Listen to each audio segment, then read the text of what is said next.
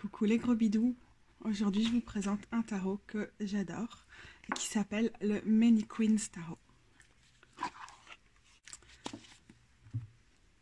Il est tellement spécial que je ne crois pas lui avoir consacré beaucoup de place dans mes vidéos précédentes et donc c'est tout naturel qu'au moment où je vous dis j'ai envie de systématiser mes reviews de tarot à dimension plutôt queer et mes reviews en général de toute façon, que celui-ci sorte puisqu'il est fondamentalement queer. C'est une création de Letty Jane Rennekamp.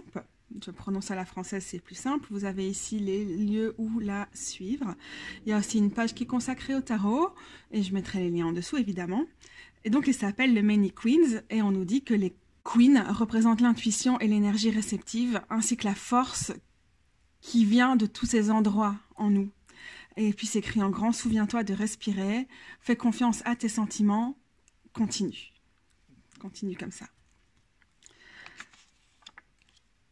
La première chose qui me marque dans ce texte-là, c'est l'usage du terme queen. Et j'ai pas envie de le traduire par reine, parce que sinon on pourrait dire c'est le tarot des nombreuses reines.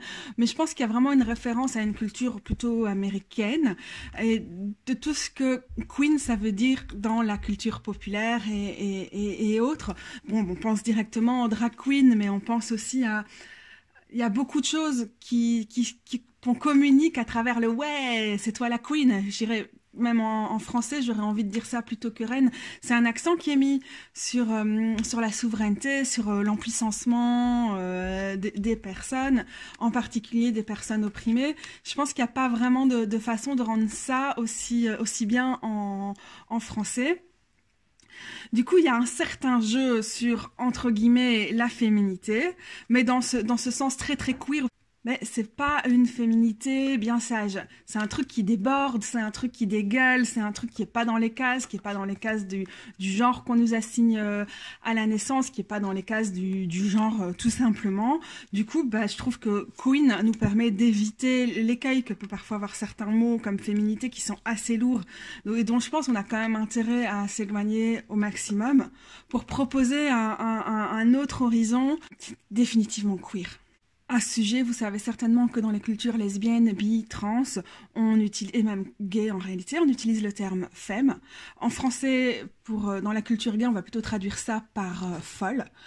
Mais en français, dans la culture plutôt lesbienne, bi, trans, on va garder le terme femme, qui fait référence à ces codes de la féminité qui sont appropriés, détournés, ou bien appropriés mais en étant foncièrement passage, pas là où on les a assignés, pas là où on les veut, et qui sont parfois parodiés, parfois juste réappropriés avec une optique beaucoup moins contraignante et sans l'asservissement, la soumission qui est souvent liée à la féminité.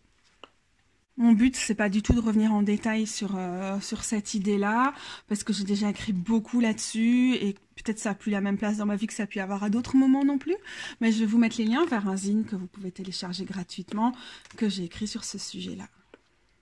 C'est un tarot qui est vraiment dans l'empuissancement, qui est dans la célébration de la diversité corporelle.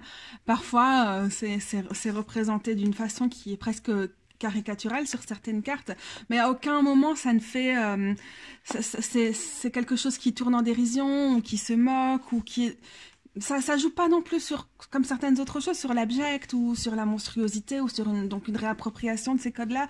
Non, pas du tout. C'est une façon de célébrer la diversité des corps, de mettre ça en avant, de justement, pas être dans les cases. Et donc, il est extrêmement joyeux dans cet aspect-là, même si avec l'usage du noir et blanc et le fait qu'il y a certaines cartes où certains détails sont accentués d'une façon qui peut être un peu creepy. J'ai pas d'exemple sous la main, mais on verra ça. Vous avez certainement vu passer ça dans certaines des cartes.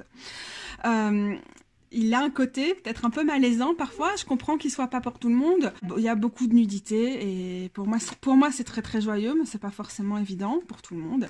Bon, il y a beaucoup de poils aussi, donc ça me plaît, hein, toute cette richesse dans les corps. Il y a quand même beaucoup de tarots qui sont sortis récemment, enfin, ou dans l'histoire du tarot d'ailleurs en général, qui représentent la nudité d'une façon extrêmement sexualisée et pour le regard masculin. Donc là, on a un tarot qui ne sexualise pas les corps, qui présente juste cette diversité, qui nous la donne à voir, qui la célèbre. Pour moi, c'est utile. J'aime pas du tout les tarots qui sont sexualisés. Il y en a peu que j'aime bien. Peut-être le Slatist Tarot était quand même vraiment pas mal de ce côté-là. Mais parce que les tarots qui sexualisent les corps le font vraiment souvent pour la consommation d'un certain idéal corporel, un certain... ouais, il y a une esthétique qui me met vraiment mal à l'aise. Bon, il n'y a pas que ça, mais voilà, j'aime bien celle-ci. Et alors, parmi les choses qui me mettent mal à l'aise aussi dans ce tarot, on a par exemple ici les mains gigantesques sur la carte de l'empereur. On en a d'autres où c'est les pieds, qui sont comme ça, énormes, qui occupent beaucoup de place. J'ai mis du temps à m'habituer à ça. Pour vous dire toute la vérité, j'ai eu ce tarot une première fois, puis je l'ai offert à une amie, et puis quelques jours plus tard, j'ai reçu le tarot parce que Beth de Little Red Tarot m'a demandé d'en faire une review. Donc ça, c'est génial. La review est sur le site de Little Red Tarot et je mettrai le lien en dessous. Mais oui, par exemple, cette carte-là, pour moi, elle est particulièrement creepy. Elle me renvoie aux côtés de l'empereur que j'aime le moins. Et en même temps, c'est le fait que j'ai eu à nouveau ce tarot, ça m'a permis de vraiment me plonger dans ces images, dans ce qu'elles représentent pour moi, dans ce que ça trigger, ce que ça déclenche parfois comme réaction de malaise. Et c'est vraiment intéressant dans mon cheminement avec lui. J'aime bien que ce côté joyeux dans les représentations des corps aille aussi de pair avec un côté trash. Regardez sur la plupart des cartes de cours des épées, les personnages, les figures se blessent avec leurs épées. C'est léger, mais c'est là. Ici aussi, on a du sang qui apparaît. Mais en tout cas, il célèbre une grande diversité de corps queer, de corps trans. J'adore sur le 10 de coupe, on a souvent une famille nucléaire, hétérosexuelle, etc. Et les jeux à tendance plutôt queer, féministe, LGBT friendly et tout vont souvent reprendre ça juste avec cette idée de famille nucléaire et en changeant le genre des personnages. Et ici, on a autre chose qu'une famille nucléaire, on a une impression forte de coparentalité, très très forte, hein, parce qu'on a un groupe qui est très très soudé, donc ça fait référence pour moi, soit à la notion d'avoir des enfants dans des familles polyamoureuses, soit simplement de coparentalité en dehors des liens amoureux et de baser des familles peut-être sur d'autres choses que ce qui semble être requis par les familles, par l'idéal de famille mononucléaire. Il me touche énormément. Et il est pour moi révélateur de l'identité de ce tarot-là. Je ne sais plus qui m'a dit, il y a un peu trop d'enfants pour moi, ça me met mal à l'aise. Alors du coup, moi je suis typiquement une personne qui veut pas d'enfants et voilà, mais je regarde pas juste le tarot avec mon regard d'adulte, je regarde aussi avec une idée de travailler avec les ancêtres, travailler avec l'enfant intérieur ou avec celle que j'ai été et tout ça. Et pour le coup, pour celui-ci, c'est pas vraiment ça qu'on voit dans les enfants, mais c'est vraiment cette idée de famille queer et d'avoir d'autres possibilités de créer du lien. 6 de coupe, 6 d'épée ici, on a un enfant sur le dos, qui est d'ailleurs aussi ce qu'on voit souvent sur les cartes du 6 d'épée qui se réclament du Wade Smith, qui sont des copies de celui-là. On a une personne sur un bateau, quelqu'un qui pousse le bateau et un enfant aussi sur le bateau. Ce qui est assez sympathique, c'est qu'il y a des symboles qui sont propres à ce jeu. On voit ici par exemple sur les as. Il y a tout un système de symboles et une récurrence des symboles. Bah, parfois j'ai du mal à les interpréter parce que j'ai l'impression qu'ils sont le système propre de cet artiste-ci. Et en même temps, il y a quand même un respect du système du Wade Smith. C'est voilà, le 9 de coupe peut tout à fait nous faire penser à un 9 de coupe du Wade Smith. Le page de bâton aussi, le pendu, voilà. Donc, c'est un jeu qui nous permet d'avoir nos repères, si c'est ce qu'on aime, et qu'on aime bien travailler avec l'iconographie style Wade Smith. Ça dépend des gens. En tout cas, on n'est pas perdu, il n'y a pas de difficulté à lire, et ça ne nécessite pas, si jamais vous avez l'habitude de lire le tarot, un gros entraînement pour plonger dans les codes de ce tarot-ci, même si, par exemple, le fait d'avoir remplacé les pentacles sur la plupart des cartes les pièces ou les deniers par des diamants. Je trouve ça vraiment très très chouette. Donc il y a ça par exemple, mais il y a plein d'autres détails qui sont intéressants à étudier, à apprendre dans ce tarot-là. Mais voilà, on n'est pas paumé, hein, vous voyez, typiquement hein, le 9 d'épée avec les épées, le lit, la nuit, et en même temps, regardez, moi je trouve ça trash, ce jeu d'ombre, cette espèce de, en tout cas moi je vois ça comme ça, de lame dans les mains. L'ombre du chien, ça me provoque beaucoup de choses par rapport à des choses que j'ai traversées en étant plus jeune. Donc très fort pour moi. Sur les aspects techniques, ce deck est sorti dans une édition Shuffle qui est un peu plus petite que celle-ci, mais j'ai pas l'impression qu'on puisse encore la trouver. Donc ça, c'est la version de base, donc elle est grande. Moi, je trouve ça très très joli et j'aime pas du tout le côté brillant de cette boîte, mais elle est assez pratique. Vous voyez, il y a un peu... ça a coulé, l'arrière des cartes est similaire. Ça coule un peu à l'intérieur parce qu'il y a un petit peu de jeu, donc ça peut frotter sur les bords. Parfois, ça abîme les bords de certains tarots, mais je ne l'ai pas observé sur celui-ci. Et il faut savoir que j'ai une édition avec des coups sur la boîte parce que Bess m'a donné des tarots pour des reviews qui étaient ceux qu'elle ne pouvait pas revendre parce qu'ils n'étaient pas en condition pour être vendus. Donc, a priori, si vous l'achetez, vous avez une boîte qui est en meilleur état que la mienne. Bon, de plus, comme je l'utilise, ce tarot a déjà sa vie. On a un tout petit livret que j'ai donc aussi abîmé avec... Voilà. Ok, d'accord. On a l'impression de tomber dedans sans autre forme d'explication. Quelques spreads, on nous rappelle que c'est imprimé en Chine, donc les modèles de tirage. Quelques mots à chaque fois pour les cartes renversées et à l'endroit pour chaque carte. Intéressant si vous aimez bien lire les cartes renversées. Puis c'est à chaque fois une petite phrase comme ça, c'est bien spitant, spitant, c'est du belge. C'est bien énergique, ça nous donne une vision... cours de la carte. Ah, c'est intéressant qu'à côté des suites, on a à chaque fois le symbole utilisé sur l'as. Ça permet de s'y retrouver aussi pour les personnes qui sont nouvelles dans le tarot. Le petit livret dans sa version la plus basique. Ça dépend de votre usage. Moi, du coup, je crois que je l'ai jamais lu en entier. Je ne retourne pas forcément. Vous avez remarqué que j'ai choisi la nappe de tirage la plus adaptée par rapport au jeu. Hein. Pour ce genre de nappe de tirage, c'est souvent chez moi ce que vous voyez, qui est utilisé pour emballer. On peut acheter ça chez Lush. C'est utilisé pour emballer les savons et tout ça. Et souvent, c'est fait à base de bouteilles en plastique recyclé, tout ça. Ces cartes sont très grandes et le fait qu'elles sont un peu larges, tout en largeur, fait qu'elles sont peut-être pas forcément les plus maniables pour tout le monde. Je vous prends à côté le Wild Unknown, qui est un jeu standard mais un peu plus grand que la normale pour que vous voyez à quel point c'est sur la largeur que le Many Queens s'illustre. Il y a beaucoup de blanc et vous voyez c'est pas toujours cadré de la même façon sur les cartes, donc j'ai l'impression parfois qu'on aurait pu faire en sorte que ça prenne moins de place les dessins, et en même temps je trouve que le fait que ce soit aussi punk et pas calculé, donc on a les bords sur les mineurs et les figures mais pas sur les majeurs. Réflexion intéressante. Donc je trouve que le côté très brut, très punk, ça rajoute dans la curitude du truc, quoi, le fait que voilà, on en a qui sont plus ou moins étalés sur la carte, les noms qui sont écrits à des endroits différents. Ça me fait aussi penser au tarot de Weird Wisdom de Lepage Novembre, dans cette façon de jouer sur l'écriture. J'aime encore bien, mais c'est pas lisible pour tout le monde. J'ai pris une carte au format encore plus standard que le Wild Unknown pour comparer. Vous voyez, vraiment grand. Oups, voilà, c'est vraiment grand.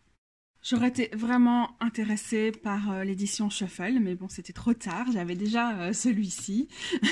mais parce que pour moi, vous savez, les grands jeux, c'est vraiment rébarbatif. J'ai des petites mains, j'ai des problèmes pour tenir les choses dans mes mains, ça me fait plus vite mal. Voilà, je trouve toujours ça dommage, mais bon, après, ce côté monumental du tarot me plaît aussi. Voilà. On voit le reste des yeux sur les tranches, c'est pas dérangeant, parce que le blanc, c'est tellement blanc et noir, j'aurais pas pris le risque de dessiner les tranches moi-même, je pense que ça leur a un peu gâché. Les cartes sont d'une qualité tout à fait ok, genre rien à signaler, elles sont enfin, elles sont plutôt mates, ouais, regardez sur le noir, parfois le noir a l'impression, ça donne super mal, ça s'abîme super vite, c'est pas le cas ici, donc en fait ça nous rappelle que la qualité d'impression est très bonne, et voilà, on a de la bonne souplesse, c'est génial pour mélanger, rien à signaler aussi. Bon, le jeu est grand, vraiment bien gros, mais du coup, ouais, voilà, qu'est-ce que je vous dis, moi je suis vraiment contre les gros jeux. il se maintient, vous voyez, il n'est pas du tout déformé par le fait de mélanger, ni rien, nickel la qualité. Oh, je récupère le 3 de bâton qui était sur le côté parce que je suis en train de préparer ma vidéo sur le 3 de bâton. Je vais ressortir l'entièreté du Fat Fox pour comparer par rapport à l'épaisseur d'un tarot plutôt standard. Hop. Et donc vous voyez que l'épaisseur de ce tassis est aussi standard. Donc on a des cartes d'une grosseur individuelle, tout ce qui est de plus habituel. Ce qui fait que même s'il est grand, il reste maniable par rapport à d'autres. Sur ma dernière vidéo sur le Next World, vous avez peut-être vu, il est grand et en plus les cartes sont plus épaisses. Donc la manipulation n'est pas idéale.